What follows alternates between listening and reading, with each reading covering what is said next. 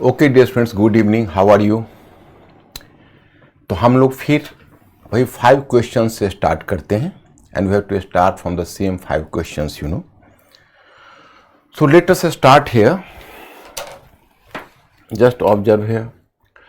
Question number first, megalithic संस्कृति के विषय में क्या सत्य है? Which of the following statements are correct about megalithic cultures? Point 1, megalithic संस्कृति प्रायद्वीपीय भारत तक सीमित थी। 1, they were limited to peninsular India. Point 2, megalithic संस्कृति के लोग लोहे का प्रयोग करते थे। The people of this culture familiar with iron. Point 3, megalithic संस्कृति के लोग निवास स्थल से अधिक शानदार अपनी कब्र बनाते थे। The people of this culture built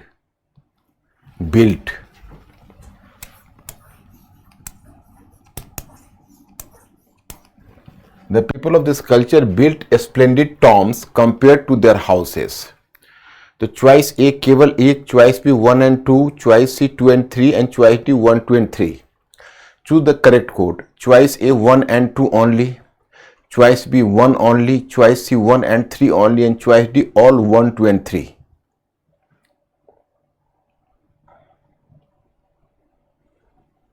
maximum D. क्या आंसर आ रहा है? D. They were limited to peninsular India, and the people of this culture familiar with iron, and the people of this culture, अरे तुमने तो सी, दोनों में तुमने चॉइस अलग अलग कैसे कर दिया mister Ankur? My friends, both the choice are common. आप लोग हिंदी वाला ही चॉइस लीजिएगा। अंकुर कहाँ तुम्हारा ध्यान रहता है?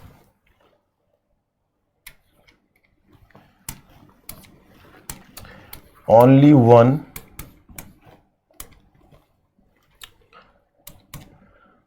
1 and 2, 2 and 3 and 1, 2 and 3. अब ये चॉइसेस है। Once again you people have to try. अब फिर इसको थोड़ा सा ट्राई करिए तो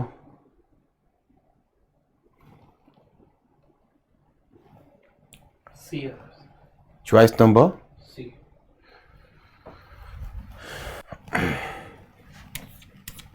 choice number C. Okay,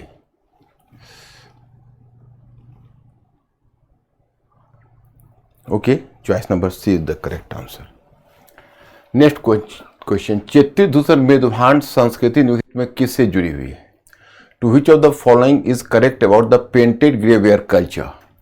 choice A ताम्रचरण, यानी choice A copper phase, choice B लौह चरण iron phase B, choice C A and B दोनों, यानी both A and B, and choice D दोनों में से कोई नहीं, neither A nor B. Just select the answer. C. Choice number C is the answer. Yes, good.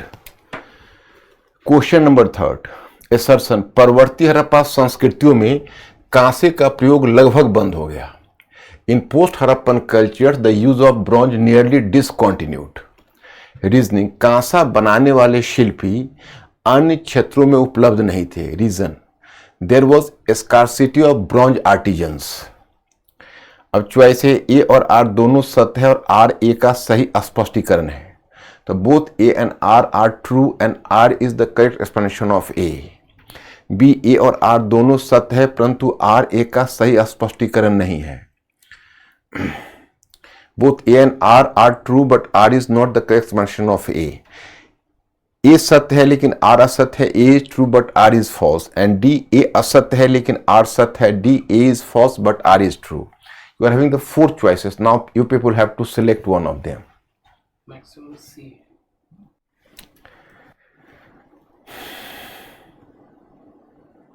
Yes, good. You have done the right answer. C is the correct answer. Question number 4. निम्नलिखित में कौन सी संस्कृति सीधे लौह चरण में प्रकट हुई? चॉइस ए आहट संस्कृति, चॉइस बी चित्ती दूसर मृदभांड संस्कृति, चॉइस सी उत्तरी काले पौड़ीदार मृदभांड संस्कृति और चॉइस डी कब्रिस्तान एच संस्कृति cemetery H culture. Choice A Ahar culture, choice B painted greyware culture, choice C northern black painted greyware culture, northern black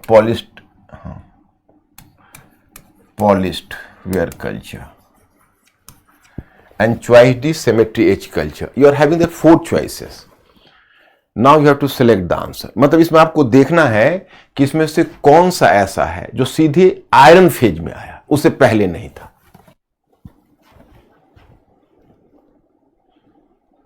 Maximum C.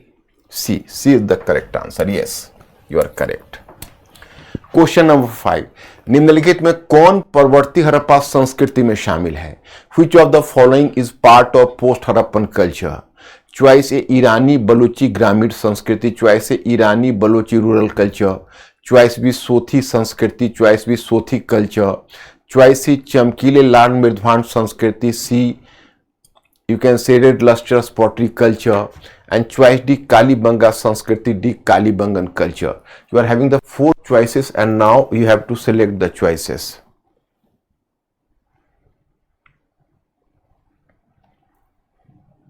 C. Choice number C is the correct answer. C, yes, good. So my students, you have done well और आप लोगों ने अपना track पकड़ लिया है। Part first over हुआ, लेकिन मैंने जो कल क्वेश्चन राइटिंग करने के लिए कहा था, have you tried this question? Yes और no, please inform me.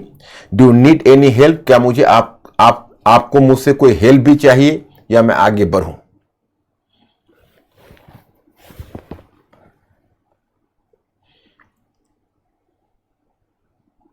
Maximum yes उन्होंने ट्राई किया था। तो क्या मैं आपको इस क्वेश्चन में हेल्प करूं? क्या है क्वेश्चन?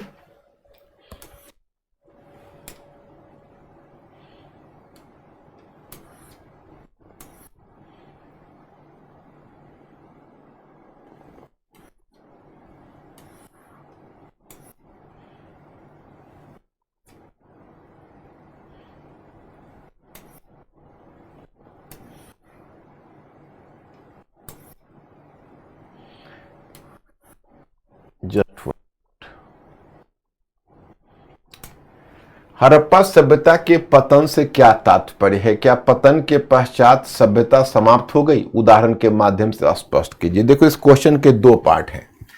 जैसे पहला पार्ट क्वेश्चन है, उसमें बहुत ही स्पष्ट रूप से लिखा हुआ है कि हड़प्पा सभ्यता के पतन से क्या तात्पर्य है। What do you mean by the decline of Harappan civilisation? तो how to start this question? इस क्वेश्चन को आप कैसे स्टार्ट करेंगे? तो आपसे पूछा जा रहा है कि हड़प्पा सभ्यता के पतन से क्या तात्पर्य है। तो आप वहां पर स्पष्ट करिए कि हड़प्पा सभ्यता के पतन का अर्थ है नगरीय चरण की समाप्ति। In fact, the end of Harappan civilization meant the end of the urban phase, but the civilization continued in altered form in, you can say, during the rural phase. मतलब सभ्यता है उसका पतन हुआ, लेकिन जो नगरीय चरण की समाप्ति हो गई सभ्यता के पतन के बाद, परंतु ग्रामीण फेज में यह संस्कृति अपने ढंग से चलती रही।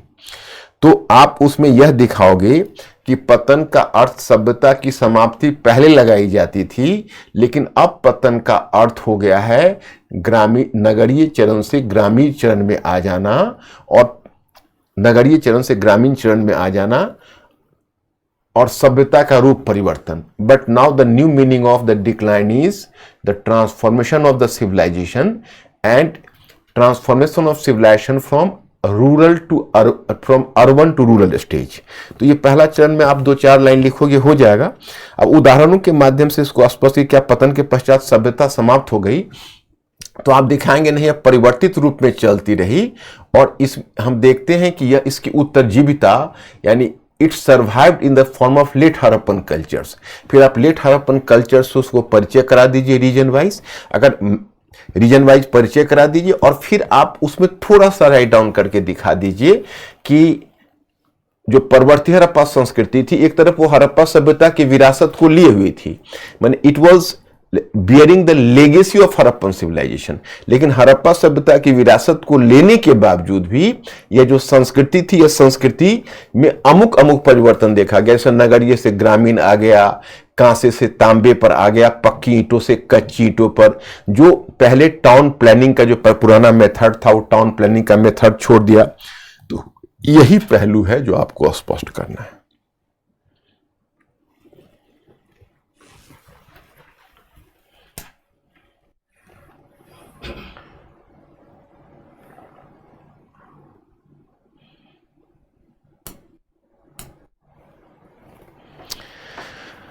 अब आप यहां देखते हैं वैदिक काल। अब इस फेज पर आप आ गए जो कल मैंने आपको बनाया था डायग्राम, याद होगा आपको कल। अब देखिए, अब इतने टाइम पीरियड है, तो मुझे ये बताइए कि मैंने जो आपको बताया, अब आप आ गए पार्ट 2 में। आप पार्ट 2 में इतने काल हैं, इसको मैं ढक देता हूं। चलिए अब मैं आपसे पूछता हूं कि आप में से कितने लोग हमें वैदिक काल से पूर्व मध्य काल का विभाजन और उनका कालक्रम बता सकते हो? How many of you can inform me about the division of the period between Vedic period to early medieval age and its chronology? इसके जो कालक्रम है, उस कालक्रम को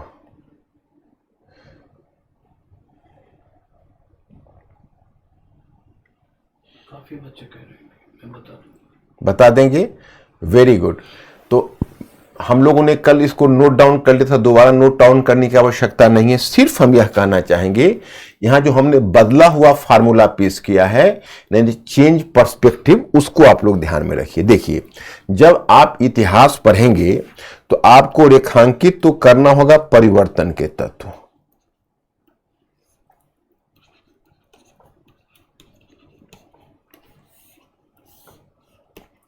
माने you are suppose to underline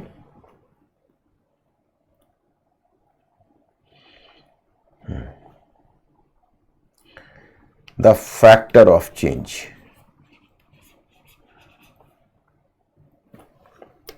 The factor of change, or you can say, you will just use the term the process of change.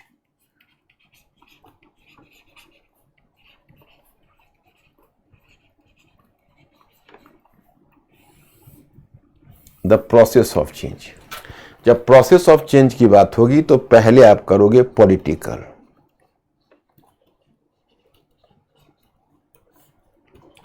राजनीतिक। राजनीतिक को दो पार्ट कर देते हैं, राज्य, साम्राज्य। इसमें भी मैंने दिया होगा,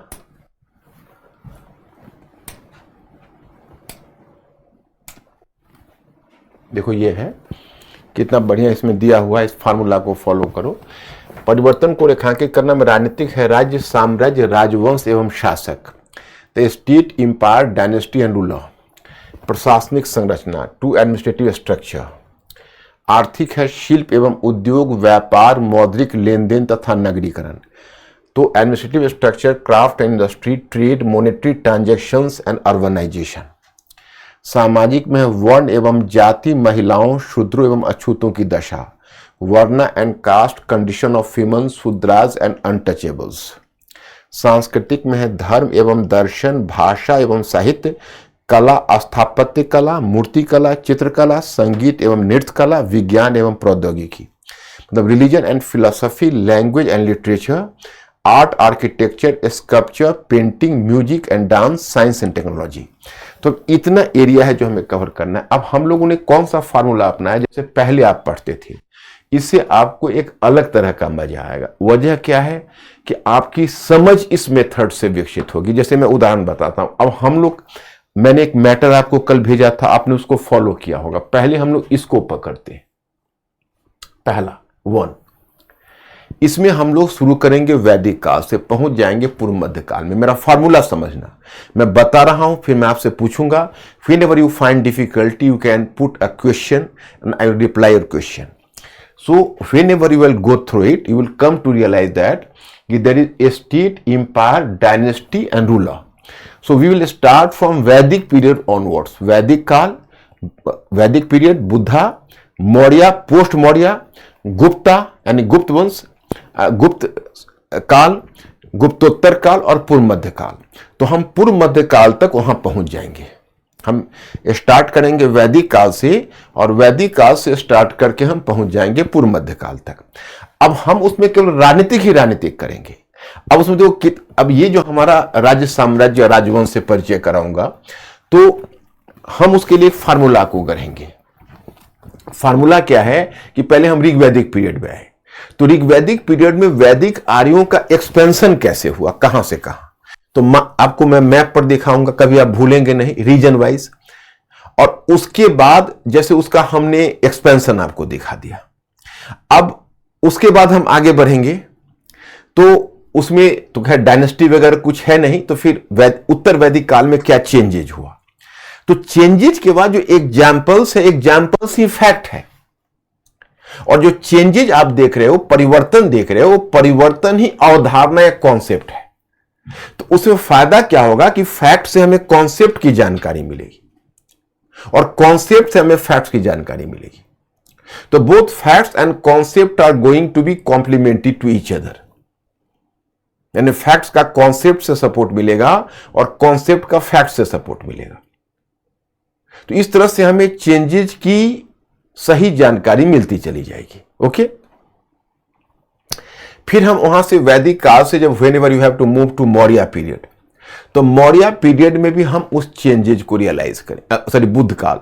तो हम फिर बुद्ध काल में आएंगे, महाजनपद काल में, तो फिर वही राजनीतिक विस्तार। हम आपको 16 महाजनपदों की अवस्थिति दिखाएंगे, कैसे मगध साम्राज्य एक्सपैंड करता गया वो आपको देखना होगा, कैसे मगध साम्राज्य का विस्तार हुआ, और इंपॉर्टेंट डायनेस्टी वहां से क्लियर होगी, रूलर और उनके फंक्शंस। तो पूरे आप बुद्धा काल में चेंज, परिवर्तन क्या हुआ, परिवर्तन को जो एग्जाम्पल्स है वो चेंज के एग्जाम्पल्स आपको फैक्ट्स के रूप में आ जाएंगे। फिर बुद्ध काल से आप आगे बढ़ोगे तो आप आ जाओगे मौर्य काल में। मौर्य काल में मौर्य पीरियड है, वहां पर भी आप क्या देखोगे कि आप एक कॉन्सेप्ट जैसी बात होगी, उसके साथ जुड़ा हुआ मुद्दा होगा, वो एग्जाम्पल्स होगा और फैक्ट्स होगा। तो कॉन्सेप्ट और फैक्ट्स दोनों एक दूसरे के कॉम्प्लीमेंट्री के रूप में आते रहेंगे। तो आप जब वहां से मौर्य काल से आप पोस्ट मौर्य काल में आओगे, पोस्ट मौर्य काल से आप गुप्ता काल में आओगे, गुप्ता काल से आप पोस्ट गुप्ता काल में आओगे, और अर्ली मेडिवल तक सारे डायनेस्टीज आपको क्लियर होते जाएंगे। और कैसे कैसे आप परिवर्तन की प्रक्रिया से गुजरकर वहां तक पहुंचे, इसका पूरी जानकारी आपको हो जाएगी। अर्ली मेडिवल पूर्व मध्य काल पर जाकर हम रोक देंगे इसको। फिर हम वैदिक काल से शुरू करेंगे प्रशासनिक संरचना, उसका मैटर एडवांस में दे दूंगा। अब उसको आप लोग पढ़ के हमारे साथ तैयार होकर आना। अब ऋग्वैदिक काल में जो प्रशासनिक संरचना क्या थी, उसके मान लो 5 या 6 विशेषताएं हैं, और उसके एग्जाम सारे फीचर्स के सारी विशेषताएं के एग्जाम्पल्स हैं, उदाहरण है। तो उदाहरण फैक्ट्स है, विशेषताएं कॉन्सेप्ट है। तो फिर वैदिक काल से जो तुम बुद्ध काल तक आओगे, फिर बुद्ध काल से तुम मौर्य काल तक आओगे, मौर्य काल से तुम मौर्योत्तर काल तक पोस्ट मौर्य पीरियड तक आओगे, और पोस्ट मौर्य पीरियड से लेकर गुप्ता पीरियड तक आओगे, गुप्ता पीरियड से पोस्ट गुप्ता पीरियड तक आओगे। तो जैसे जैसे आप उसको एक्सपैंड करते जाओगे, जैसे जैसे आप उसको बढ़ाते जाओगे, वैसे वैसे ही आपका दृष्टिकोण स्पष्ट होता जाए। और जो फैक्ट्स है वह फैक्ट्स कॉन्सेप्ट की जानकारी देगा, और जो कॉन्सेप्ट है वो कॉन्सेप्ट फैक्ट्स की जानकारी देगा। मतलब दोनों एक दूसरे को रिमाइंड करेगा, दोनों एक दूसरे को याद करवाएगा। ओके, फिर आप इकोनॉमी पर आओगे, तो उसी तरह से हम वैदिक पीरियड से अर्ली मेडिवल एज तक पूरे चेंजेज को ले जाएंगे विथ एग्जांपल्स। फिर सोशल पर आओगे, उसी फार्मूला से। सांस्कृतिक पर आओगे तो वही फार्मूला से हम लोग अर्ली मेडिवल। तो हमारा पार्ट 2 समाप्त होते होते आपको पूरे राजनीतिक, आर्थिक, सामाजिक और सांस्कृतिक परिवर्तन, उसमें सांस्कृतिक में थोड़ा सा हमको फैल जाना है ज्यादा, क्योंकि उधर से मेंस के क्वेश्चन की संभावना ज्यादा है। वैसे तो इस बार आप देखते हो दिल्ली सल्तनत की इकोनॉमी पर पूछा हुआ था, लेकिन वैसे कम चांसेस होते हैं, ज्यादा आपको कल्चर से ही पूछेंगे। तो कल्चर वाले में मेंस भी कवर करना और प्रीलिम्स भी कवर करना है, और प्रीलिम्स में भी से ज्यादा क्वेश्चन कल्चर में हो सकता है, इसलिए कल्चर पर थोड़ा हम लोग को ज्यादा इंफेसिस देना है। लेकिन पूरे चेंजेज की जानकारी होनी है। जैसे आप लोग पूछते हो ना फैक्ट्स कैसे याद रहेगा, ये फैक्ट्स एक ऑर्गेनिक होल के रूप में, आपके कॉन्सेप्ट के साथ ऑर्गेनिक होल के रूप में जुड़कर फैक्ट्स रहेगा। जो आपका जो कॉन्सेप्ट है वो कॉन्सेप्ट के साथ एक ऑर्गेनिक होल के रूप में जुड़ने के बाद आपका फैक्ट्स रहे। इस तरह से फैक्ट्स और कॉन्सेप्ट दोनों both are complementary to each other. तो ऐसे आगे आप बढ़ते जाओगे।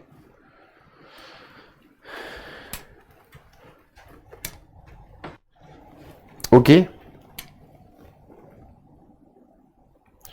अब हम लोग शुरू करते हैं पहले वैदिक पीरियड से। तो वैदिक काल से आपने शुरू किया,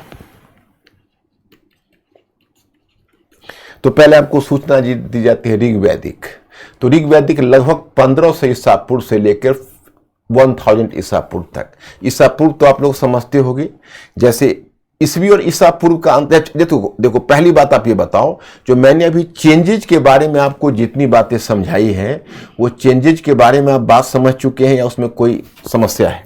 बोलिए हाँ या ना।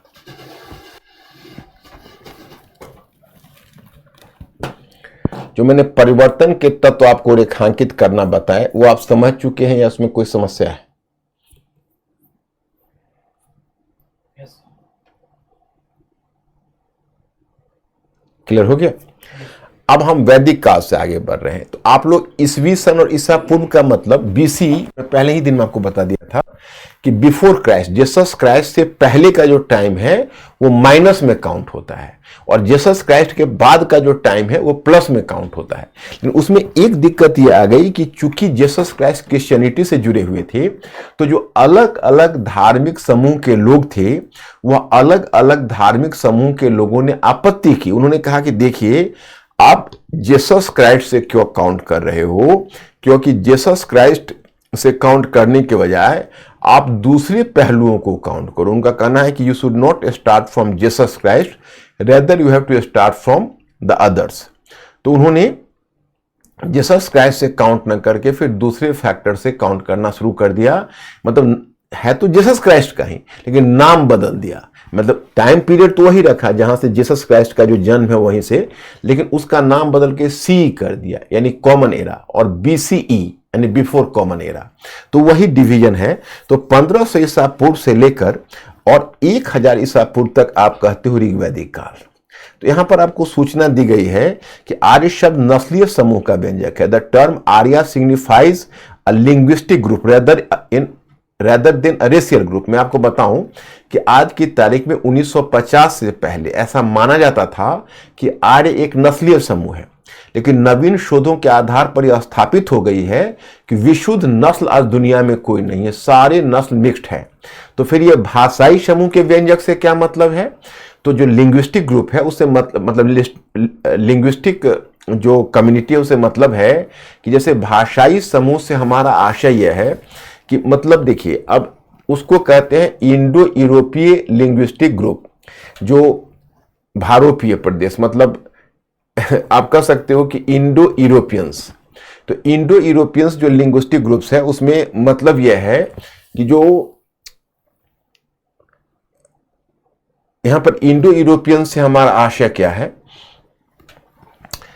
कि जिसके मतलब जब मध्य एशिया से आर्यों की शाखा कटकर, अब देखो यहां पर मैं 2-3 बातें आपको बता देता हूं, समझा देता हूं। पहले देखो, कोई अगर आपसे यह पूछे आर्यंस कि what is the meaning of Aryans, आर्य शब्द का मतलब क्या है? तो आर्य शब्द का मतलब है नोबुल या कुलीन।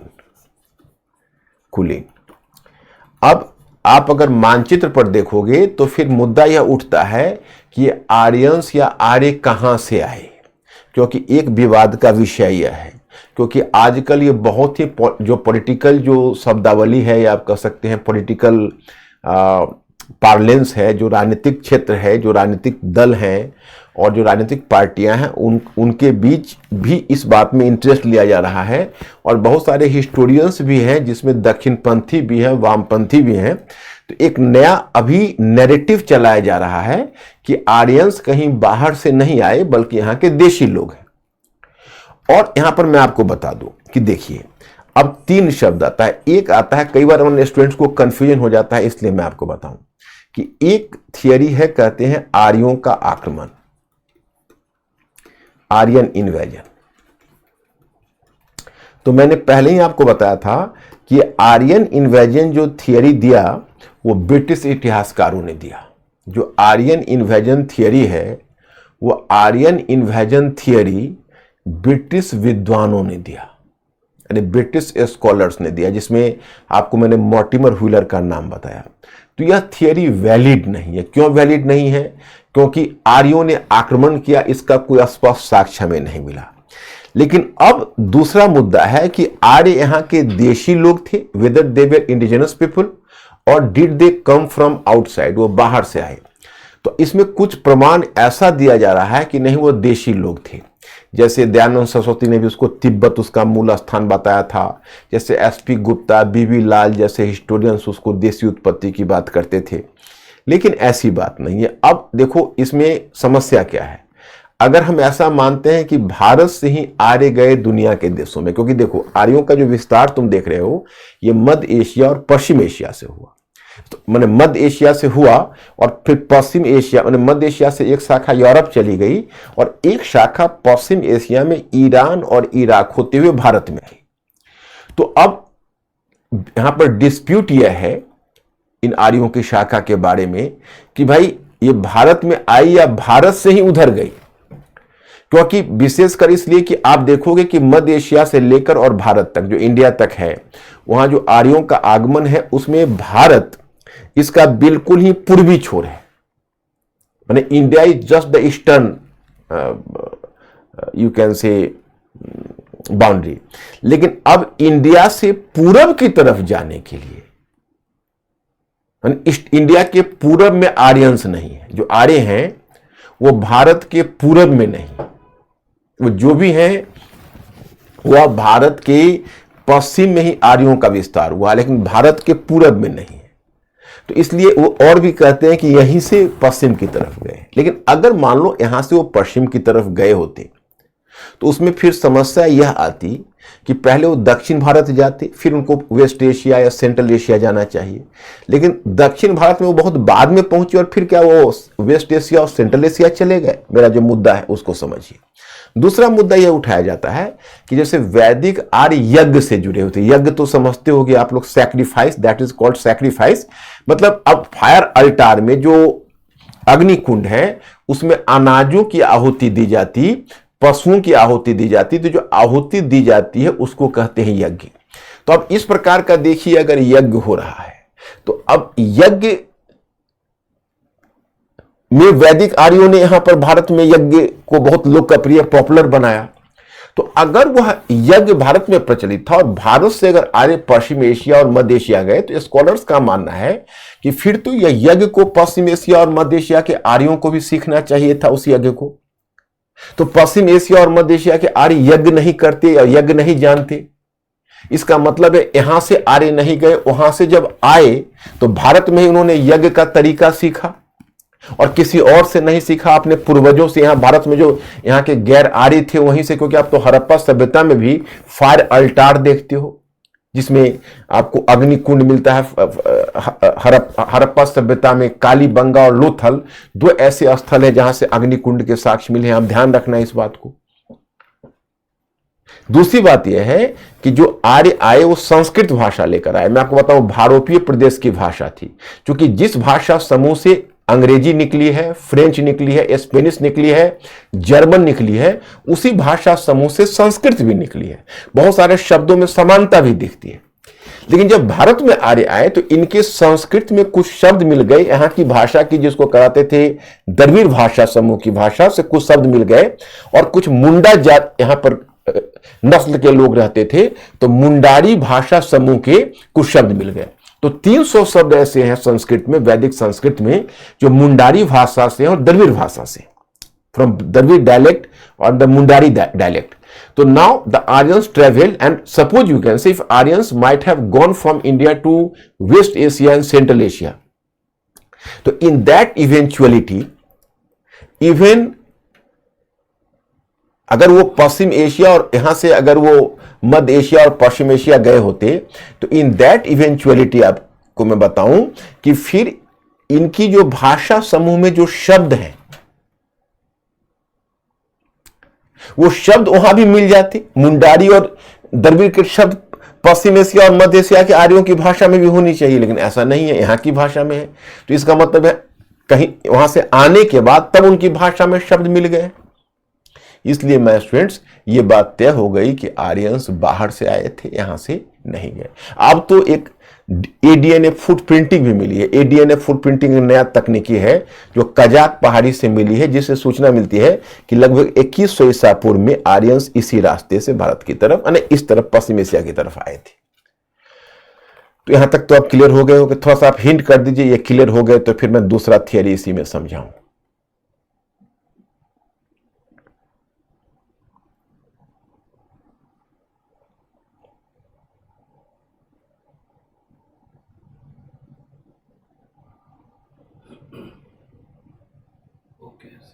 ओके तो ये आपको अब now I am just going to discuss something else with you. अब मैं आपको बताना चाहूंगा कि अब आता है दूसरा पहलू।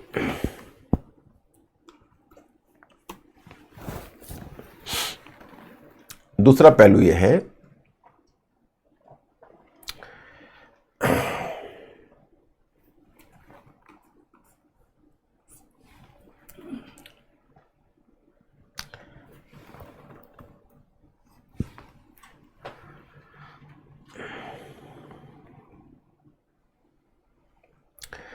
देखो, अब दूसरा पहलू है कि आर्य जो थे वो एक नस्ल समूह है यानी रेशियल ग्रुप, और इजिट आ कल्चरल ग्रुप, कल्चर में लिंग्विस्टिक।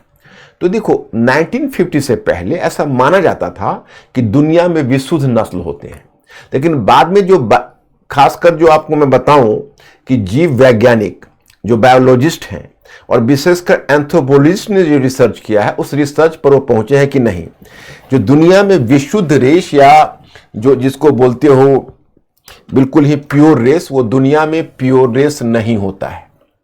प्योर रेस नहीं होता है दुनिया में। बस प्योर रेस की परिकल्पना बेकार है क्योंकि सारे नस्ल एक दूसरे से कोई ना कोई रूप में मिश्रित है। इसलिए हम ऐसा मान लेंगे कि आर्य एक विशुद्ध नस्लीय समूह थे, यह मानना उचित नहीं है। हां, वो भाषाई समूह थे, एक सांस्कृतिक ग्रुप थे, क्योंकि मध्य एशिया से जब उनका ब्रांच बाइफर्केट किया तो एक ही लैंग्वेज ग्रुप से जुड़े हुए थे और उनका लैंग्वेज यहां तक आया। मतलब एक लैंग्वेज वहां से संस्कृत निकला, एक जर्मन निकला, एक फ्रेंच निकला, एक इंग्लिश निकला। तो आप कहो कि भाई नस्लीय समूह क्यों, तो विशेषकर हिटलर ने अपने जर्मन्स को विशुद्ध आर्य कहा था, यानी प्योर आर्यन रेस कहा था, जो जर्मन डिक्टेटर एडोल्फ हिटलर था, और उसी ने खूब जमकर प्रचारित किया था कि Aryans were basically a racial group. But my student, you people have to be clear about the fact that कि Aryans were not a purely racial group. जो आर्य थे वह विशुद्ध नस्लीय समूह नहीं थे। तो मेरे विचार में आप लोग इस तथ्य को समझ चुके होंगे या समझ रहे होंगे। फिर हम लोग आगे बढ़ते हैं और इसको देखने का प्रयत्न करते हैं। अब देखिए, इसको समझाया नहीं, थोड़ा सा हिंट करो। विशुद्ध का मतलब, विशुद्ध का मतलब प्योर, प्योर। तो आर्य एक सांस्कृतिक समूह है। अब चलिए, अब हम लोग अब देखो, आर्यों की जो एक शाखा पहले मध्य एशिया से पश्चिम एशिया और पश्चिम एशिया से भारत, तो पश्चिम एशिया से जब आ रही थी तो एक जगह है इराक पश्चिम एशिया में, तो इराक में एक जगह है एशिया माइनर। यहाँ पर आपको मैटर में मिला होगा कि 1400 ईसा पूर्व में 1400 BC में वहाँ एक इंस्क्रिप्शन मिला है। उस इंस्क्रिप्शन का दो नाम है, एक है बोगजकोई इंस्क्रिप्शन और दूसरा मितानी इंस्क्रिप्शन। मैंने लिख कर दिया हुआ है, इसलिए कोई प्रॉब्लम ऐसा सच नहीं है। उसका नाम है बोगजकोई इंस्क्रिप्शन या मितानी इंस्क्रिप्शन।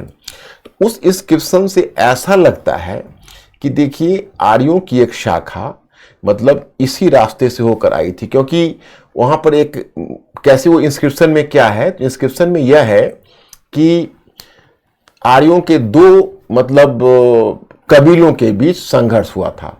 तो आर्यों के दो कबीलों के बीच संघर्ष हुआ था, दो ट्राइब्स के बीच। तो उस कबीलों के बीच संघर्ष के बाद उन दोनों के बीच आपस में समझौता हुआ, they sign some agreement between them. तो while signing the agreement they just invoked 4 gods। जब वो एग्रीमेंट को या समझौते पर हस्ताक्षर कर रहे थे तो उन्होंने 4 देवताओं को उद्धृत किया, 4 देवताओं को। उसमें है इंद्र, मित्र, वरुण और नासत्य। मतलब इंद्र को उद्धृत किया, मित्र को उद्धृत किया, वरुण को उद्धृत किया और नासत्य को, इन 4 देवताओं को उन्होंने उद्धृत किया। तो ये जो 4 देवताओं को उद्धृत करते हैं उसमें कहीं भी अग्नि की चर्चा नहीं है। आगे तुम देखोगे कि वैदिक आर्यों में एक खास मतलब आर्यन ट्राइब है जिसका नाम है भरत, जो रूलिंग क्लास से जुड़ा हुआ है, और भरत अग्नि पूजा से जुड़ा हुआ है। तो इसका मतलब है कि आर्य भारत में आए तो, परंतु एक समूह में नहीं आए, आर्य अलग अलग समूहों में बंटकर आए हैं। नंबर 1। नंबर 2 आपको मैं बताना चाहूंगा कि जैसे देखो, जैसे आर्य और आर्यों के बीच संघर्ष हुआ तो आर्य और गैर आर्यों के बीच भी संघर्ष हुआ। There was a conflict between Aryan and non Aryan groups both. जैसे मैं आपको बताता हूं, एक आपको सूचना मिलती है कि परुस्नी नदी कहते हो रावी नदी को।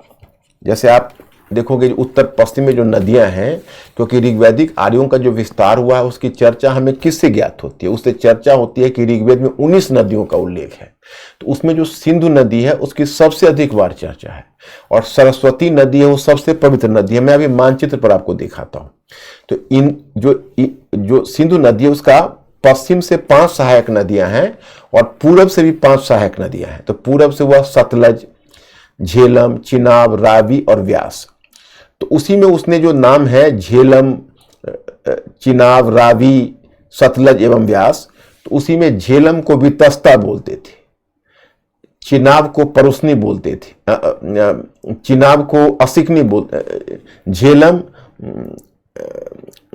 सिंधु, झेलम, चिनाब, रावी एवं सतलज। तो झेलम, रावी, चिनाब एवं सतलज। तो चिनाब को बोलते थे परुस्नी। तो जो परुस्नी नदी है उसी परुस्नी नदी के किनारे एक दसराग युद्ध हुआ था, मतलब फाइट ऑफ 10 किंग्स, आपको मेरे मैटर में मिलेगा। उसमें 5 आर्य कबीले के लोग थे और 5 गैर आर्य कबीले के। तो 5 आर्य कबीले के लोग में आपको 5 नाम मिलेंगे, उन नामों से घबराना मत। बस जो नया नाम मिलेगा, देखो बच्चे, कोई भी चीज़ तुम पहली बार पढ़ोगे तो कुछ नए नाम आपको मिलेंगे, कुछ नए टर्म्स मिलेंगे। तो उसका तरीका यही होता है कि उसको हम लोग स्मरण कर ले। माने वो 5 को अगर 5 बार, 7 बार, 10 बार बोलोगे तो virtually you will just memorise them. तो उसी में आप अगर देखोगे तो आप मतलब जो 5 नाम हैं उन 5 नामों में मतलब पुरु, यदु, द्रुहु, अनु और तुर्वसु। तो ये 5 नाम है। इस 5 नाम को तुम 5-5 बार बोलना, तुमको याद हो जाएगा। यानी यदु, द्रुहु, पुरु, अनु और तुर्वसु। तो ये 5 नाम जो 5 कबीलों का है, तो ये 5 ये और 5 वो दोनों मिलकर बनते हैं 10 राग, यानी 10। यानी आप कह सकते हो कि अ ग्रुप ऑफ 10 किंग्स, उसको 10 राग युद्ध कहते हैं। तो ये जो 10 राग युद्ध है हुआ, उसमें आर्य कबीलों ने भी फाइट किया और गैर आर्य कबीलों ने भी फाइट किया। और दोनों कबीलों ने फाइट किया। किससे फाइट किया? तो भरत से फाइट किया। इसके मतलब है कि आगे ध्यान रखना, कभी प्रीलिम्स से भी काम आ जाएगा कि इसमें आर्य जो फाइट करते थे, आर्य और गैर आर्य कबीले दोनों से फाइट करते थे, केवल आर्य से फाइट नहीं करते थे। अब उसके बाद हम आपको बताते हैं, जैसे आर्यों का विस्तार बताता हूं। देखो ऋग्वैदिक आर्यों का, ये अगर मान लीजिए आप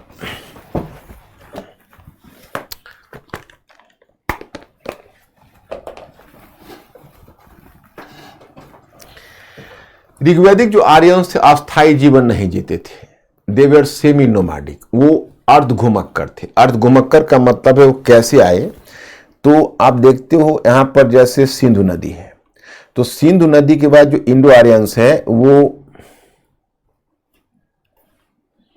सिंधु नदी है, तो इधर से उनकी जो ऋग्वेद में 19 ने, ऋग्वेद एक ही ग्रंथ है। ऋग्वेद दुनिया का सबसे प्राचीनतम ग्रंथ कौन है? ऋग्वेद है। ऋग्वेद से पहले दुनिया में आपको कोई टेक्स्ट नहीं मिलेगा। So it was the earliest text, you know. तो इसमें पता चलता है कि कई नदियां हैं जो उधर अफगानिस्तान में बहती थी।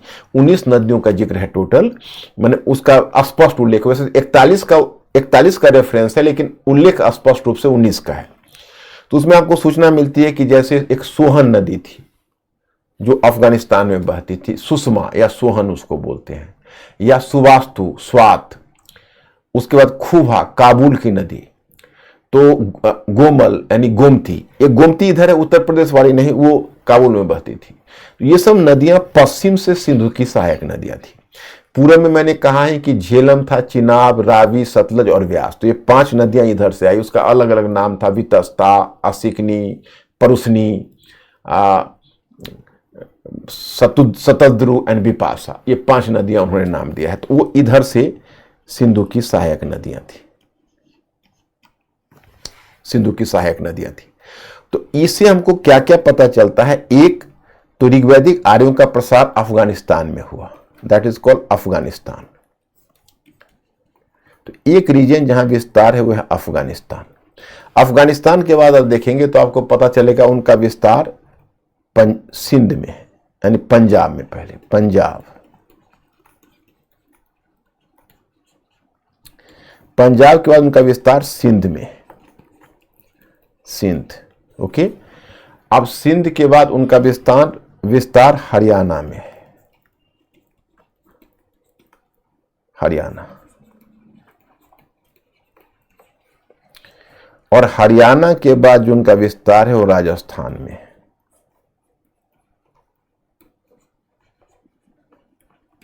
राजस्थान में।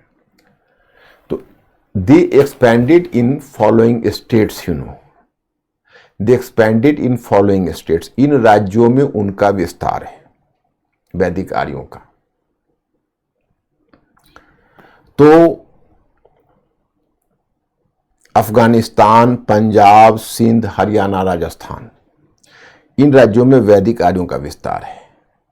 अब इसके बाद फिर हम आगे बढ़ते हैं, तो आगे बढ़ने के क्रम में पूरब से जो उनकी सहायक नदियां हैं, वह पूरब से भी उनकी सहायक नदियों की चर्चा हमें मिल जाती है। फिर उसके आगे आप आओगे तो कौन कौन नदियां मिलती है, जैसे राजस्थान, और एक आपको रखना होगा पश्चिमी उत्तर प्रदेश, वेस्टर्न यूपी। जैसे यहां पर नदियों की चर्चा है तो आपने 5 नदियां तो ये देखी, उसके बाद उन्होंने नदियों की चर्चा की सरस्वती नदी। तो सरस्वती नदी राजस्थान में बहती थी। सरस्वती नदी की पहचान घग्घर नदी से हुई है, लेकिन दोनों अलग अलग है। सरस्वती के बारे में अधिकांशतः धारणा ही है, आप लोग ने भी काफी विवाद सुना होगा कि सरस्वती नदी को माना जाता है पवित्र नदी आज भी है, या उसके बारे में मिथक है। मिथक कहते हैं कि जो मतलब लोग की सुनी सुनाई बातें हैं कि वो धरती के नीचे पाताल लोक में चली गई और अंदर ही अंदर जाती हुई वो गंगा यमुना के साथ जाकर इलाहाबाद, जिसको प्रयाग कहते हो, प्रयाग में जाकर संगम बना लिया। तो ये सब तो इमेजिनरी है। उसके रास्ते के कोर्स की खुदाई भी कई बार हो चुकी है, लेकिन उसका कोई स्पष्ट अभी तक उदाहरण मिल नहीं पाया। घग्घर से उसकी प्राय पहचान हुई है। तो एक घग्घर नदी है, और घग्घर की में आप देखोगे कि जो घग्घर नदी है तो वही सरस्वती नदी है। सरस्वती नदी भी सिंधु वाले ही ब्रांच में है। तो उसके बाद आगे आते हो तो फिर आपको हरियाणा में आपको एक नदी की चर्चा मिलती है सरस्वती के बाद, दृशदती, उसका नाम है दृशदती। दृशदती नदी है ये, सरस्वती, दृशदती और अपाया। और जो अपाया है वो हरियाणा में बहती है। अपाया, सरस्वती और दृशदती राजस्थान में बहती है, और फिर अपाया हरियाणा में। इसका मतलब हरियाणा में भी उनका विस्तार था। इसके अलावा जानते हो हिमालय की चर्चा हुई है, तो इसलिए इसको एक रीजन तो छूट ही गया, कश्मीर। कश्मीर में भी ऋग्वैदिक आर्यों का प्रसार है, कश्मीर, क्योंकि मुजबंद पर्वत की चर्चा हुई है। मुजबंद पर्वत की पहचान हिमालय से हुई है। और एक मरुद्वृद्ध नदी है, मरुद्वृद्ध नदी कश्मीर में बहती थी। मरुद्वृद्ध और मुजबंद पर्वत, इन दोनों की भी चर्चा हुई है, तो कश्मीर में भी है। और यमुना की चर्चा 3 बार हुई है और गंगा की चर्चा केवल 1 बार हुई है। तो हिस्टोरियंस ने इस निष्कर्ष पर पहुंचते हैं कि यमुना नदी उनकी पूर्वी सीमा रही होगी, तो मुख्य रूप से वो अफगानिस्तान से पश्चिम में पूर्वी अफगानिस्तान से पूर्व में यमुना नदी तक उनका विस्तार था, और पश्चिमी अफगानिस्तान से पूर्व में यमुना नदी तक उनका विस्तार था। और उसमें उनके विषय में हमें सूचना मिलती है कि संभवतः सतलज नदी और यमुना नदी से बीच के भूभाग को ब्रह्माव्रत कहते थे, ब्रह्माव्रत। तो यह है ऋग्वैदिक आर्यों का विस्तार। क्षेत्र की चर्चा, केवल एक ही क्षेत्र की चर्चा हुई है, गांधार। वो क्षेत्र बेस्ड नहीं थे, क्योंकि वो घुमक्कड़ थे, they were semi nomadic, they were moving to region, इसलिए क्षेत्र की चर्चा उन्होंने नहीं की। तो कुल मिलाकर भाई ध्यान रखना, क्योंकि मैं क्वेश्चन पूछूंगा तो आपका सीधा उत्तर मिल जाए। कश्मीर, अफगानिस्तान, कश्मीर, पंजाब, सिंध, हरियाणा, राजस्थान और वेस्टर्न यूपी, इतने क्षेत्रों में ऋग्वैदिक आर्यों का विस्तार है। क्षेत्र की चर्चा नहीं है, केवल गांधार एक क्षेत्र की चर्चा है। अब इसके बाद आपको बढ़ना है उत्तर वैदिक में।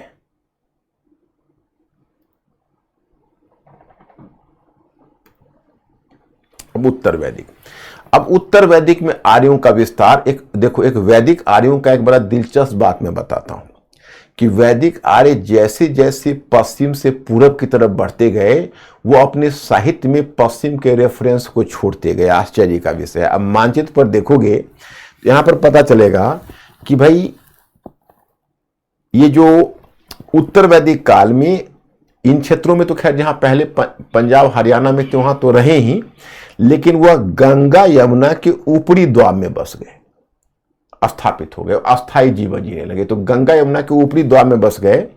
इसमें मैं आपको बताना चाहूंगा कि गंगा यमुना यानी upper Gangetic basin. What is the region of upper Gangetic basin? That start from Haridwar और Rishikesh and ends up to Prayagraj, that is called upper Gangetic basin. और फिर जब दोनों ने जहां से संगम बनाई है, संगम, तो the confluence of Ganga and Yamuna, that is called संगम।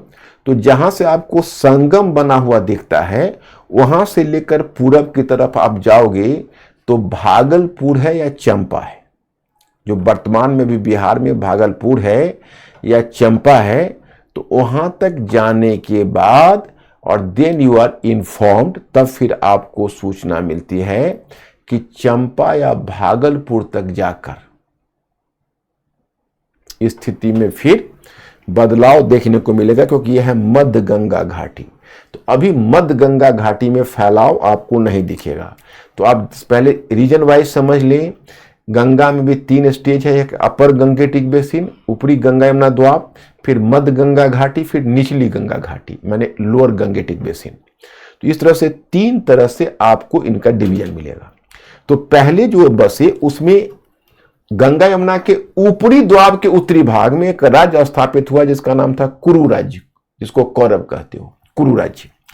और ऊपरी गंगा यमुना द्वाब के ही मध्य भाग में स्थापित हुआ पांचाल राज्य, दैट वाज कॉल्ड पांचाला स्टेट। अब ध्यान रहे, कुरु का जो कोई भी शासक है उसका ऐतिहासिकता स्पष्ट नहीं है, लेकिन अथर्ववेद में और फिर शतपथ ब्राह्मण नामक ग्रंथ में हमें कुरु राजवंश के शासक राजा परीक्षित की चर्चा मिलती है। For the first time it was in Atharvaveda as well as in text you can say कि that is we find the mention of and find the description। अब कहोगे महाभारत बहुत आगे का लिखा हुआ है, ये सब में अभी वैदिक काल है। तो हम इनका डिस्क्रिप्शन पाते हैं राजा परीक्षित। राजा परीक्षित कौन है? तो अभिमन्यु का बेटा है। अभिमन्यु जब मारा गया और जब पांडव जब चले गए कैलाश पर्वत पर, सभी लोग अपना शरीर अपना एक्टिव लाइफ छोड़कर, तो उनका जो तथाकथित जो पौत्र था जो राजा परीक्षित, वही शासन किया है। तो राजा परीक्षित और फिर राजा परीक्षित का पुत्र है जन्मेजय, उसकी चर्चा है। लेकिन my students here you should be clear about the fact that they are not historical character. वो ऐतिहासिक सत्य नहीं है, उनकी चर्चा मात्र हुई है और वो है एक माइथोलॉजिकल कैरेक्टर। अब देखो, अभी जो भागवत पुराण की कथा है उसमें राजा परीक्षित की ही कथा है।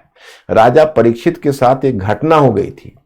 राजा परीक्षित तो रियलिटी नहीं है, इतिहास नहीं है, मिथक है कि राजा परीक्षित जैसे उनके दिमाग पर कलयुग आ गया, कलयुग एक नया युग शुरू हुआ, मैंने परंपरा के अनुसार, मिथक के अनुसार, जो उनके माथे पर चढ़ गया था।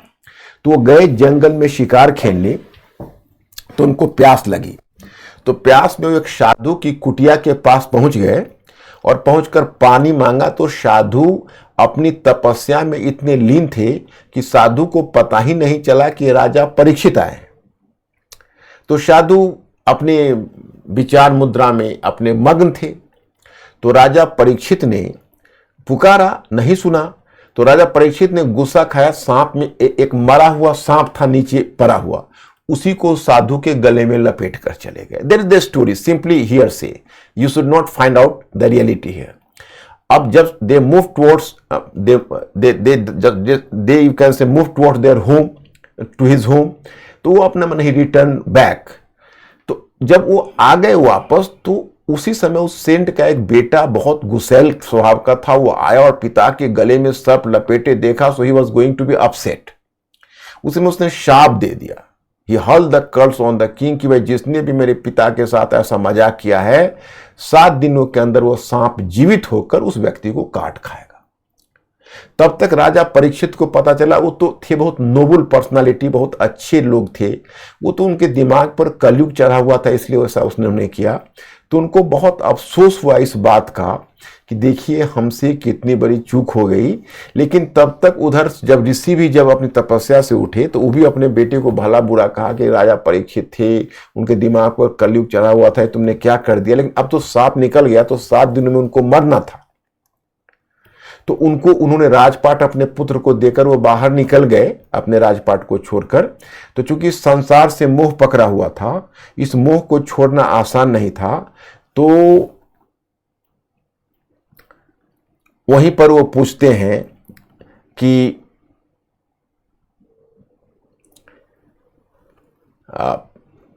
जैसे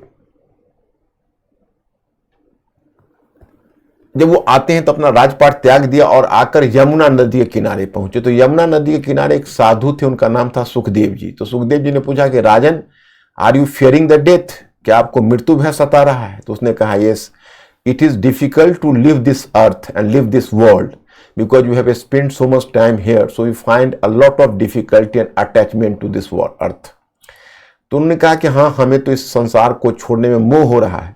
तो उन्होंने कहा, चलिए मैं आपको कृष्ण लीला सुनाता हूं। तो कृष्ण की कथा 7 दिनों तक सुनाई थी। वही अभी भागवत पुराण है जो अब हर जगह कथा कही जाती है। जब 7वां दिन कथा पूरी हुई, तब उसने पूछा राजा परीक्षित से कि राजन, अब आप बताइए आपको कैसा लग रहा है? तो कहा, अब बहुत अच्छा लग रहा है, ऐसा लग रहा है कि अब मैं एक नई शरीर को धारण कर रहा हूं। तो ये बेसिकली जो कथा है, ये घटना के बाद यही आज भागवत पुराण की कथा है। मेरी आत्मा है, आत्मा अमर है, शरीर तो मैं त्याग रहा हूं, लेकिन हमारी आत्मा जीवित रहेगी और हम ईश्वर में लीन हो रहे हैं। तो इस तरह से उनको सांत्वना मिली और कंसोलेशन मिला डेथ से पहले। अब चूंकि उनका डेथ हो गया, 7वें दिन सांप ने काट खाया, तो जन्मेजय को गुस्सा आ गया। तो जन्मेजय ने 2 सर्प सत्र यज्ञ किया। सर्प सत्र के यज्ञ का मतलब हुआ कि उसने कहा कि दुनिया के हम सारे सांपों को समाप्त कर देते हैं। तो उसने जो यज्ञ ठाना, तो उस यज्ञ में एक एक सांप आता था, हवन कुंड में गिर जाता था। तो ये लगा कि पूरी दुनिया का सांप समाप्त हो जाएगा। लेकिन वो जो शरारती सांप था, तक्षक उसका नाम था, वो जाके इंद्र के सिंहासन में के मतलब एक कहानी है, बस कहानी की तरह लो, मिथक है, उसके सिंहासन के एक पायदान में जाकर लपेट लिया। तो जो इंद्र आ रहे थे, तो इंद्र का सिंहासन ही धीरे धीरे वह उनके हवन कुंड की तरफ खींचता आ रहा था। तो चूंकि धीरे धीरे हवन कुंड की तरफ खींचता आ रहा था, तो जाहिर है कि वह हवन कुंड में गिर जाता। तो इसलिए इस यज्ञ को रुकवा दिया गया था। ये मिथक है, लेकिन हो सकता है प्रीलिम्स में आपसे क्वेश्चन पूछे कि 2 सर्प सत्र यज्ञ किसने किया, तो आप कहोगे राजा परीक्षित। अब इस कहानी के बाद एक कहानी सुनो। ये जो आप पांचाल राज्य देख रहे हो, जहां से पांचाली थी, द्रौपदी नाम सुना है, इसमें एक राजा का नाम लिया जाएगा जिसका नाम है प्रवाहन जयवाली। उसको भी दार्शनिक राजा बोलते थे। दार्शनिक का मतलब वो बहुत ज्ञानी था। प्रवाहन जयवाली नाम था, मेरे मैटर में मिलेगा, आप नोटिस करना। फिर लगभग, वैसे देखो, सभ्यता का प्रसार मध्य गंगा घाटी में 6ठी सदी ईसा पूर्व के बाद हुआ, इसलिए उत्तर वैदिक काल के अंत में आपको सूचना मिलती है कि वैदिक आर्यों का प्रसार, मतलब प्रैक्टिकली 6th सेंचुरी बीसी तक, तो उत्तर वैदिक काल के अंत तक इनका प्रसार इधर सरयू नदी के किनारे आप देखोगे कि कौशल राज्य की स्थापना हुई। कौशल, जिसकी पहचान अयोध्या से की जाती है, परंतु बहुत स्पष्ट नहीं है। तो कौशल राज्य की पहचान हुई और फिर उसके पूर्व में वरुणवती नदी के किनारे काशी राज्य की स्थापना हुई, काशी। और फिर काशी से पूर्व में मैं आपको बताऊं कि गंडक है, गंडक। तो गंडक के किनारे, गंडक को तब बोलते थे सदानीरा नदी। कौन सी नदी? सदानीरा नदी। इसी सदानीरा नदी के किनारे विदेह माधव एक शासक थे जिन्होंने विदेह राज्य की स्थापना की। इसकी सूचना हमें एक ग्रंथ से मिलती है। Get the information from a text and the name of the text is Shatapatha Brahmana. We get the information from Shatapatha Brahmana. यहां पर जो किंग विदेह है, he established his own state and that is characterised as Videha state. That is characterise as Videha state. तो उसमें राहुगण की सहायता से उसने उस भूमि को साफ किया, अग्नि से जलाया, अग्नि से जलाकर पवित्र बनाया और तब वहां अपने राज्य की स्थापना की। देखो अग्नि का मिथक कितना प्रसिद्ध है कि कहा जाता है कि अग्नि ने गंगा नदी, ये गंगा नदी है, तो गंगा नदी के उत्तर के भूभाग को अग्नि ने जलाकर पवित्र कर दिया। लेकिन गंगा ने वो नदी दक्षिण जाने से इनकार कर गई, क्योंकि गंगा को पता नहीं दक्षिण जाने से इनकार इसलिए किया उसने, मतलब it refuse to go toward south, माने गंगा से दक्षिण। तो इसलिए आज भी भागलपुर को में तुम देखोगे उसको अपवित्र माना जाता है। मगध रीजन है, उसको अपवित्र माना जाता है। मतलब आप भागलपुर में जैसे गंगा के इस पार उस पार में आपको स्पष्ट अंतर नजर आएगा, क्योंकि भागलपुर वर्तमान है, गंगा के इस पार भी है उस पार भी है। तो अगर आप गंगा के इस पार हो, मतलब गंगा के नॉर्थ में हो, और आपने पंडित जी से पूजा अगर करवाई, लेकिन अगर आपने गंगा नदी के साउथ कोस्ट से ले आया, तो पंडित जी पूजा में उसको यूज करने से इनकार कर जाएंगे। तो मतलब यह है कि आज तक संस्कृति कितना लिंगर करती है, उसका एग्जाम्पल है। अब मैं यहां पर एक फैक्ट आपको बताना चाहूंगा कि कुछ उस काल के शासक हैं, उनको फिलोसोफर किंग कहा गया, दार्शनिक राजा। क्यों? वो बड़े ज्ञानी राजा थे, जिसमें सबसे पहले तो विदेह माधव है, उनको फिलोसोफर किंग, राज ऋषि भी कहा जाता है, फिलोसोफर किंग, दार्शनिक राजा। उसके अलावा काशी के अजातशत्रु, अब ध्यान रखना ये मगध का अजातशत्रु नहीं, मगध का अजातशत्रु आपको आगे मिलेगा, जो बिंबिसार का पुत्र होगा, उसका ऐतिहासिक पहचान है। अभी तक कोई ऐतिहासिक पहचान जितने शासकों को हमने कहा उसको इतिहास अप्रूव नहीं करता है, माइथोलॉजी से हम जानते हैं। तो उसमें आप देखोगे एक राजा है जिनका नाम है काशी का Ajatashatru, even he has been referred, उसको फिलोसोफर किंग कहते हैं। एक यहां पर देखो अश्वपति है, वो केकय राज्य उत्तर पश्चिम में है, उस केकय राज्य के शासक अश्वपति है, उनको दार्शनिक राजा माना जाता है। विदेह माधव को दार्शनिक राजा कहा जाता है। पांचाल के प्रवाहन जयवाली को दार्शनिक राजा कहा जाता है। ये चार राजाओं को उस काल में दार्शनिक राजा, 4 kings were characterised as philosopher kings. याद रखिए, विदेह माधव विदेह राज्य का, अजातशत्रु काशी का, प्रवाहन जयवाली पांचाल का और अश्वपति केकय का। केकय उत्तर पश्चिम में है। तो ये हो गया आपको उत्तर वैदिक काल में इतना ही, इससे ज्यादा आपको जानने की आवश्यकता नहीं है। अब तक ये राजनीतिक विस्तार में कर रहा हूं, मैं भी प्रशासन की चर्चा, अर्थव्यवस्था, समाज भूल जाइएगा। हम यहां विस्तार दिखाते हुए आपको, अब मैं आऊंगा बुद्ध काल में, और फिर यहीं से फिर धीरे धीरे इसी यात्रा में मैं बढ़ता जाऊंगा और आप लोग हमें फॉलो करते जाओगे। जब अर्ली मेडिवल तक जाकर आगे चलकर डायनेस्टीज स्पष्ट हो जाएगी, किंग स्पष्ट हो जाएगा, विस्तार स्पष्ट हो जाएगा। इन द मीन टाइम मैं आपको सिखाऊंगा कि चेंजेज को आप पढ़ो, चेंजेज को पढ़ो, चेंजेज को समझो, और चेंजेज को पढ़ने और समझने के बाद you have to do the intellectual fermentation. साथ ही साथ आप बौद्धिक जुगाली करते चलो। बौद्धिक जुगाली करने में आपको कोई कोर कसर नहीं छोड़ना है।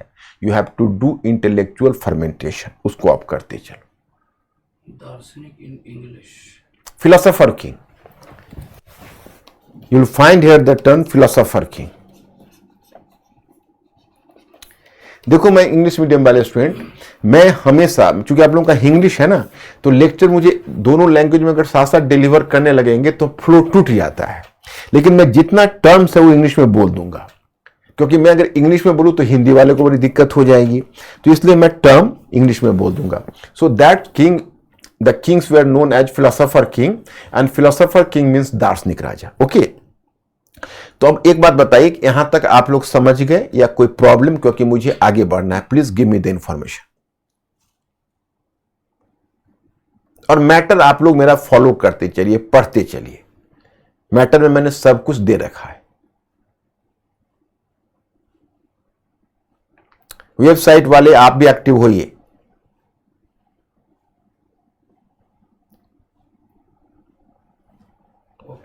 ओके है, ठीक है। अब मैं आपको बुद्ध काल की तरफ ले चलता हूं। अब चलिए, अब आ गया बुद्ध काल में। पहले जनपद था, क्योंकि छोटे छोटे, जैसे ऋग्वैदिक काल में तो वो घुमक्कड़ थे, अर्धयावत थे, सेमी नोमैडिक थे, they were moving from region to region. But up to later Vedic period they started to lead a settled life. उन्होंने उत्तर वैदिक काल में सेटल्ड लाइफ जीना शुरू कर दिया था। And as they started to lead a settled life, उन्होंने सेटल्ड लाइफ जीना शुरू कर दिया था बुद्ध काल में। इसलिए आप देखोगे कि उनका जो लाइफ, उनका जो स्थिति है वो basically they started to lead a settled life. तो अब चूंकि वो सेटल्ड लाइफ जी रहे थे, तो सेटल्ड लाइफ जीने के कारण अब उन्होंने अस्थायी रूप में राज्य बनाया। लेकिन जब आप बुद्ध काल में आओगे, so they just extended the boundary of their state. So the actually a large number of states amalgamated और you can say integrated together, so they came to be known as Mahajanapada. Mahajanapada का साइज बड़ा है, साम्राज्य तो नहीं है, साम्राज्य तो पहला मगध साम्राज्य होगा जिसके बारे में बताऊंगा। तो ये जो 16 महाजनपद है उसके विषय में आपको सूचना मिलेगी। पहली बार अंगुत्तर निकाय में 16 महाजनपदों की चर्चा मिलती है।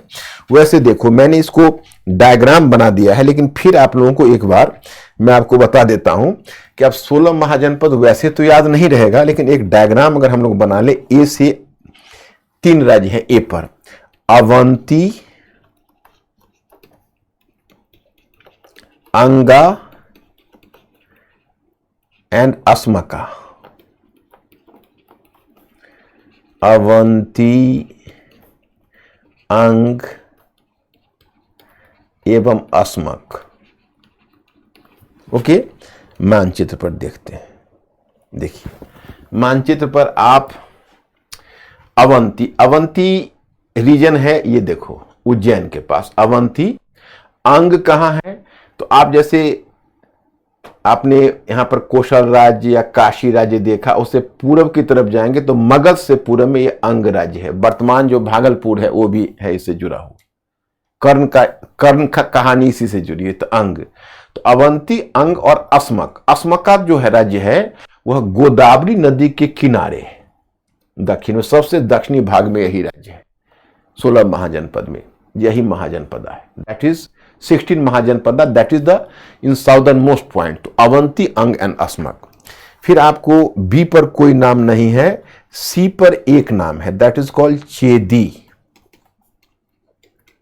चेदी। अब मानचित्र पर देख लीजिए चेदी को। तो चेदी कहां है? तो ये जो त्रिपुरी आप देख रहे हो, दैट इज द स्टेट, यही चेदी राज्य है सेंट्रल इंडिया में। त्रिपुरी, वर्तमान जो त्रिपुरी है वो राज्य है, त्रिपुरी क्षेत्र है, वही उसका सेंट्रल रीजन, उसकी राजधानी भी थी, और यही चेदी राज्य है। चेदी के बाद then you have to follow another state, you know which one state you have to follow, you know, so just try to follow the state. तो you understand here Chedi and तो आप फिर चलते हैं। ए बी सी पर हुआ, D पर हुआ, तो डी पर नहीं हुआ, ई पर नहीं हुआ, एफ पर नहीं हुआ, जी पर हुआ। जी पर हुआ गांधारा, यानी गांधार। तो दैट इज यू कैन से जी पर हुआ वो गांधार राज्य हुआ। और गांधार के बाद तब आपको you have to follow another state, you know. तो एक आपका गांधारा आ गया, तो जी पर से चेदी है, गांधारा है, गांधार राज्य। उसके बाद आपका आता है A B C D. D पर कोई नहीं है, एफ पर कोई नहीं, जी पर एक गांधारा है। तो पहले मानचित्र पर आप गांधारा को देख लीजिए। ये देखो वर्तमान में जो तक्षशिला देख रहे हो, अब यही राज्य गांधारा यहां है। पुष्कलावती उसकी राजधानी है, एक गांधारा राज्य है उत्तर पश्चिम में। तो जी पर गांधारा हो गया। तो एच पर कोई नहीं है, आई पर कोई नहीं है, जे पर कोई नहीं है, के पर 4 है, काशी, कोशला, कुरु एंड कंबोजा। यानी काशी, कोशल, कुरु एवं कंबोज। तो काशी है, कोशल है, कुरु है और कंबोज है। ये 4 राज्य हैं जो आपको यहां पर दिखेंगे।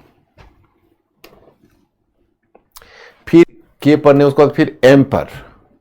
एम पर एक राज्य है मगध, मल और मत्स्य।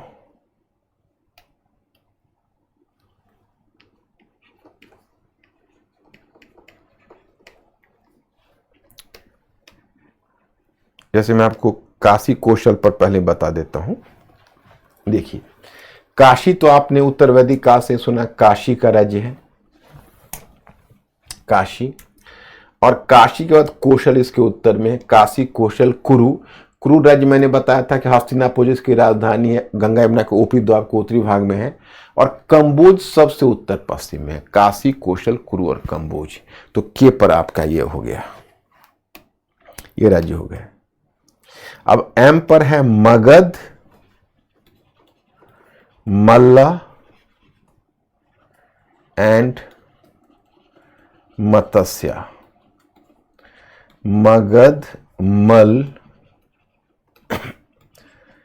एंड मत्स्य। तो अब मगध, मल और मत्स्य में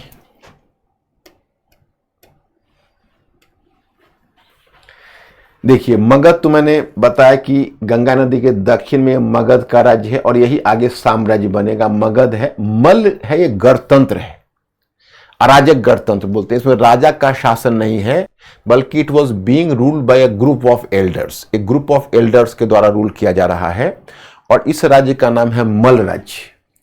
तो जो मला स्टेट है that is in the foot hill of Himalayas. यह हिमालयाज के फुट हिल्स में है, हिमालय की तलहटी में है। तो मगध है, मल है और मत्स्य है। मत्स्य कहाँ है? तो राजस्थान में है। इस जगह आप देखते हो मत्स्य, वो राजस्थान में है। तो मगध, मल और मत्स्य, ये 3 आपको ऐसे मिलते हैं। तो दैट इज पॉइंट हियर। तो मगध, मल और मत्स्य हो गया। तो ए पर, सी पर, जी पर, के पर, एम पर, एन पर कोई नहीं है, ओ पर कोई नहीं है, पी पर एक है पांचाल।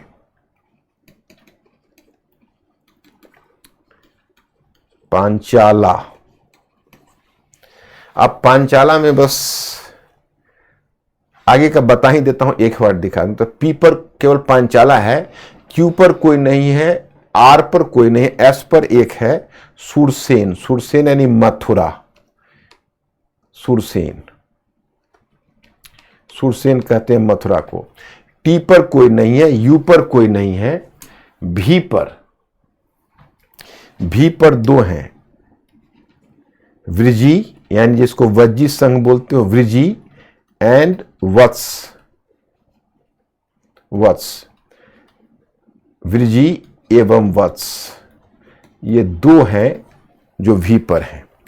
और फिर एक्स वाई जेड पर कोई नहीं है, यही लास्ट है। 16 महाजनपद आप काउंट करिए, आपका हो गया। अब देखिए, तो एक हुआ पांचाल। तो पांचाल तो मैं पहले ही आपको वैदिक काल से ही देख रहे हो, काम्पिल इसकी राजधानी है और गंगा यमुना के ऊपरी द्वार के मध्य भाग में है। तो ये पांचाल स्टेट हो गया। दूसरा ठहरा सुरसेन। सुरसेन का मतलब हुआ मथुरा। तो देखो ये मथुरा, सुरसेना ये मथुरा है यहाँ। तो ये हो गया। और विरजी का मतलब है, देखो ये वैशाली जिसको वर्तमान कहते हैं, यहीं पर विरजी थी। और वत्स जो राज्य है वह वत्स राज्य है, ये प्रयाग जो इलाहाबाद देखते हो, कौशाम्बी उसकी राजधानी थी, यही वत्स राज्य है। तो 16 महाजनपद के 16 महाजनपद पूरे हुए। मैं ये नहीं कहूंगा कि अब इसका नाम आपको याद रहे, लेकिन क्या आपको महाजनपदों के नाम में क्लैरिटी आ गई होगी? अगर आप अल्फाबेट्स के हिसाब से देखते हैं तो यहां पर नाम लिखा हुआ है। अब आपको देखना है कि इन महाजनपदों को पीछे छोड़ते हुए मगध साम्राज्य क्यों आगे बढ़ गया। यानी मगध राज्य, मगध महाजनपद इनमें क्यों आगे बढ़ गया? तो what were the factors behind the success of Magadha Mahajanapada, ये पीपुल हैव टू नो। ये 16 महाजनपद में एक और भी ध्यान रखना, इसमें 2 अराजक गणतंत्र हैं, नॉन मोनार्कियल स्टेट्स है। नॉन मोनार्कियल रिपब्लिक तो प्रॉपर नहीं कहोगे, because it was not ruled by the elected committee, it was ruled by a group of chosen elders. एक ग्रुप ऑफ जो एल्डर्स है, जो वरिष्ठ लोग हैं, उनके द्वारा इसका शासन होता था। तो प्रॉपर गणतंत्र तो इसको नहीं कहोगे, लेकिन हाँ आप यह कहोगे उस दिशा में, मतलब एक तरह से ये एक किंग की जगह कई किंग शासन करते थे। अब आप कहोगे भाई मगध साम्राज्य, the reason behind the success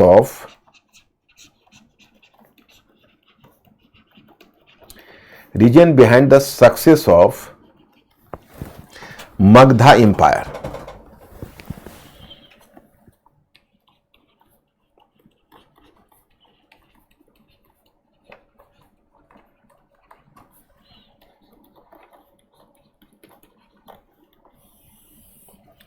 the reason behind the success of Magadha empire, मतलब मगधा एम्पायर का सक्सेस के पीछे what was the reason, what was the reason behind the success of Magadha empire. Magadha empire के पीछे, सक्सेस के पीछे रीजन क्या था? So just we people have to understand the reason. तो चलिए पहले इसके रीजन पर हम लोग विचार करते हैं। तो पहला है geographical protection of its capital, मतलब इसकी राजधानियों की प्राकृतिक सुरक्षा,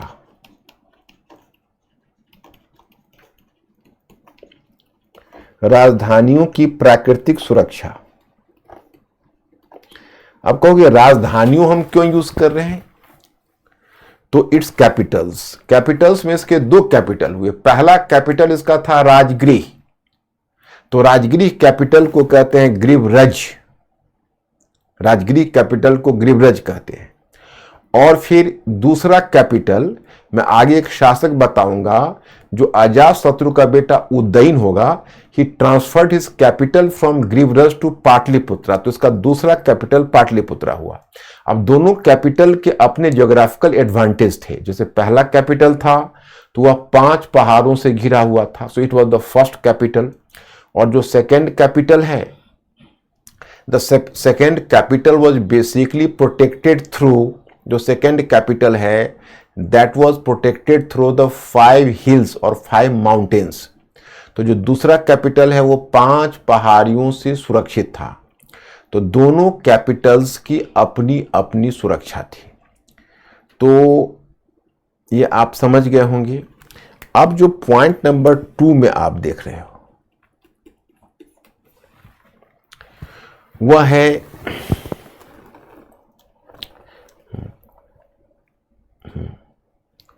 उपजाऊ fertile land and strong economy, मतलब उपजाऊ मिट्टी तथा मजबूत अर्थव्यवस्था, उपजाऊ मिट्टी और मजबूत अर्थव्यवस्था, मतलब इसकी मिट्टी भी उपजाऊ थी और अर्थव्यवस्था भी मजबूत थी। मतलब कैसे? तो यह मध्य गंगा घाटी में अवस्थित था और मध्य गंगा घाटी की जो मिट्टी थी काफी उपजाऊ थी। आपको पता होना चाहिए इस समय लोहे के आयरन इंप्लीमेंट्स का यूज एग्रेरियन टूल्स के रूप में होना शुरू हुआ 6ठी सदी ईसा पूर्व के बाद। After 6th century BCE the iron tools came into use for agrarian purposes, agrarian purpose. तो उससे क्या हुआ, जमीन को अच्छे से तोड़ा गया, जंगलों की सफाई हुई, तो बहुत प्रोडक्शन सरप्लस आया, अच्छी खेती हुई, जो मैं इकोनॉमी में बताऊंगा आपको। इससे क्या होगा, ट्रेड का एक्सपेंशन होगा, क्राफ्ट का एक्सपेंशन होगा, ट्रेड का एक्सपेंशन होगा, मॉनेटरी और एक्सचेंज सिस्टम का डेवलपमेंट होगा, और जिसको इतिहास में सेकेंड अर्बनाइजेशन कहते हो वो मध्य गंगा घाटी में आएगा, तो इसका बेनिफिट इसको मिलेगा। और तीसरा आप कहते हो नेचुरल रिसोर्सेस,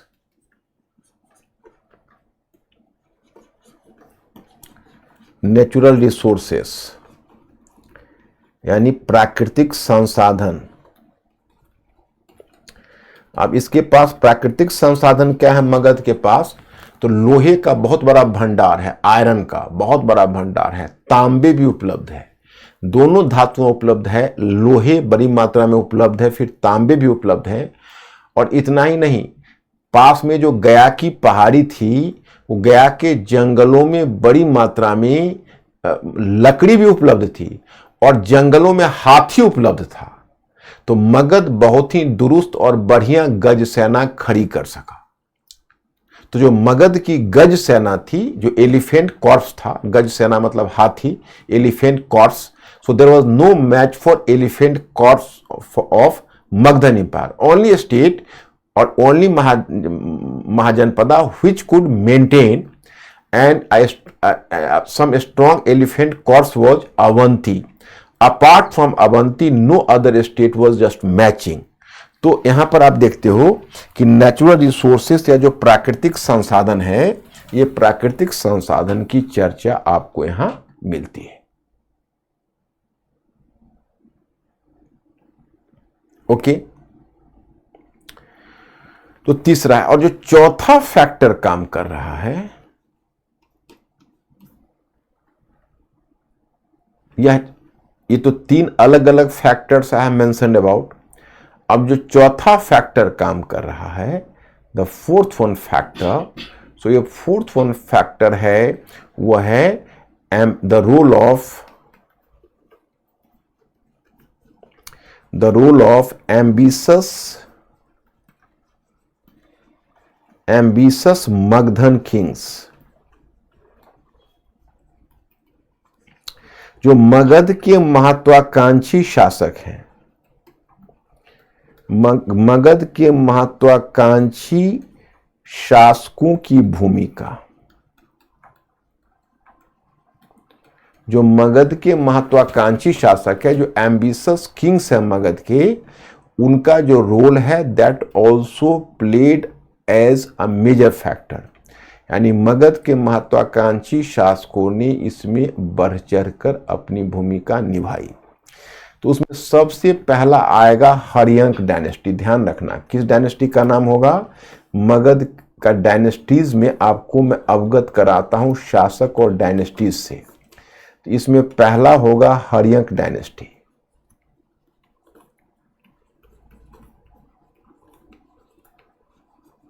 हर्यंक डायनेस्टी यानी हर्यंक वंश। तो जो मैंने यहां पर हर्यंक वंश आपको लिखा, उसमें शुड नॉट गेट कंफ्यूज, मतलब ये हर्यंक वंश कौन है और क्या है। तो हर्यंक का वंश कर दो, हर्यंक का डायनेस्टी, हर्यंक वंश। इसका पहला शासक है बिंबिसार। बिंबिसार यानी बिंबिसारा, इंग्लिश में उसको बिंबिसारा बोलते हैं। लगभग 544 ईसा पूर्व से, अब ईस्वी सन में नहीं फंसाना आपको चाहता, आप मान के चलिए कि मिडल 6th सेंचुरी बीसी से मिडल 5th सेंचुरी बीसी तक शासन किया, यानी ईसा पूर्व। तो लगभग 6ठी सदी ईसा पूर्व से 5वीं सदी ईसा पूर्व के बीच शासन किया। आप लोग एक बात ध्यान रखना, जो बिंबिसारा है वो पहला ऐसा किंग है जिसकी ऐतिहासिकता स्पष्ट है। इससे पहले हम लोग, आप याद करिए, हमने राजा परीक्षित की चर्चा कही थी, जन्मेजय की चर्चा कही थी, बाकी और शासकों की चर्चा कही थी, प्रवाहन जयवाली की चर्चा कही थी, विदेह माधव की बात की थी, काशी के अजातशत्रु की बात की थी, but they are not historically proved. We come to know about them on the basis of the mythological evidence.